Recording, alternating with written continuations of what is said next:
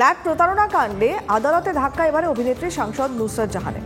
আদালতে সশরীরে হাজিরা দেওয়ার নির্দেশ দিয়েছে আলিপুর জজ কোর্ট। নিম্ন আদালতের নির্দেশকে চ্যালেঞ্জ করেছিলেন নুসরাত। নির্দেশে কোনো ভুল নেই জানিয়ে দিয়েছে আলিপুর জজ কোর্ট। বসিরহাটের তৃণমূল সাংসদ নুসরাত জাহানের বিরুদ্ধে প্রতারণার অভিযোগ ওঠে। একটি রিয়েল এস্টেট সংস্থা ডিরেক্টর ছিলেন অভিনেত্রী। সেই সংস্থা ক্রেতাদের ডাহা ঠকিয়েছে বলে অভিযোগ ওঠে। ইতিমধ্যেই তদন্ত করছে ইডি। সেই মামলাতেই বিপাকে পড়লেন নুসরাত জাহান। আলিপুর জজ কোর্ট স্পষ্ট জানিয়ে দিল অভিনেত্রীকে কোনো ছাড় দেওয়া যাবে না। নুসরাতকে সশরীরে হাজিরা দিতেই হবে আদালতে। একবার অন্তত হাজিরা দিতে হবে, নির্দেশ দেয় নিম্ন আদালত।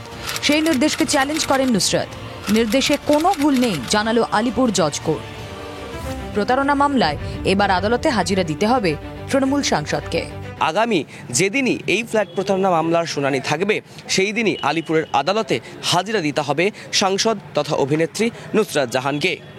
ক্যামেরায় মাখন পাত্রের সাথে অরিত্র ঘোষ, TV9 বাংলা। রাম মন্দির উদ্বোধনের আগে চাঞ্চল্যকর মন্তব্য বিজেপি সাংসদ দেবশ্রী চৌধুরীর। বিরোধীদের কটাক্ষ করতে গিয়ে সাংসদ কি বললেন একবার দেখুন। 22 জানুয়ারি অযোধ্যায় রাম মন্দিরের উদ্বোধন। তার আগে রাম আবেগ নিয়ে রাজনীতির অভিযোগে সরব কংগ্রেস, তৃণমূল থেকে বিজেপি বিরোধী দলগুলি। তাদের জবাব দিতে গিয়ে চাঞ্চল্যকর মন্তব্য রায়গঞ্জের বিজেপি সাংসদ দেবশ্রী চৌধুরীর। রাম নিয়েই রাজনীতি করবো, এটা ভারতবর্ষের প্রাণ, এটা ভারতবর্ষের স্পন্দন। আমরা রামকে নিয়ে যেটা করি সেটা সদর্থক রাজনীতি, আর বিরোধীরা রামকে নিয়ে যেটা করে সেটা ঘৃণ্য রাজনীতি। দেবশ্রী চৌধুরীর মন্তব্যে উত্তর দিনাজপুরের রাজনৈতিক চাপানোতর তুঙ্গে। এটাই পার্থক্য। ওরা যে রাজনীতি করছে রামকে নিয়ে, তার জ্বলন্ত দৃষ্টান্ত ভোটের মুখে ওদের রাম নাম। পেটে যদি একদিন দুদিন যদি পেটে দানা পানি না পড়ে, রাম নাম ওই দেবশ্রী চৌধুরীর মুখ দিয়েও আসবে না, মোদির মুখ দিয়েও আসবে না।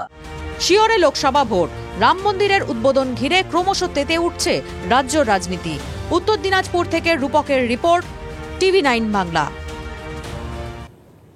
কংগ্রেসের পঞ্চায়েত সমিতির মহিলা সদস্যকে মারধরের অভিযোগ উঠেছে তৃণমূল কর্মীর বিরুদ্ধে। শোরগোল মুর্শিদাবাদের বড়োয়াতে। দেখুন কি ছবি। এদিন ছিল বড়ইয়া 1 নম্বর গ্রাম পঞ্চায়েতের গ্রাম সভা।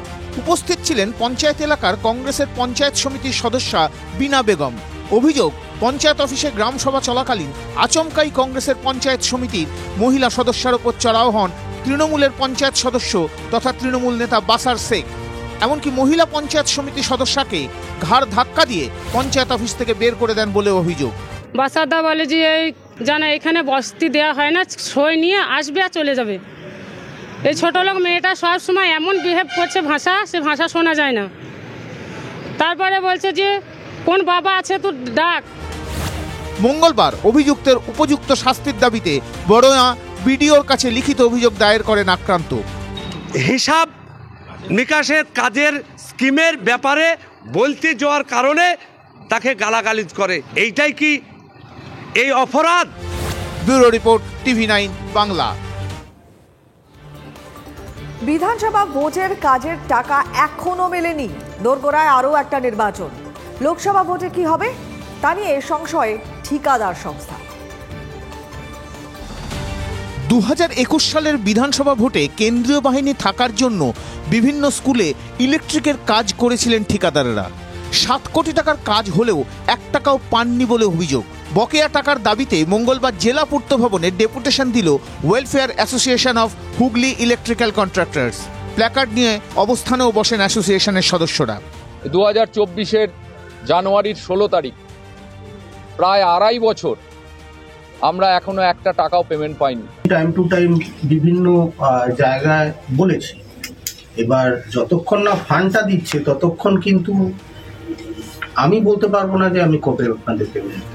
সমস্যাটা শুধু হুগলিতেই নয়, মোট 12টি জেলায় বকেয়া টাকা মিটিয়ে দেওয়ার দাবিতে স্মারকলিপি দেন কন্ট্রাক্টররা।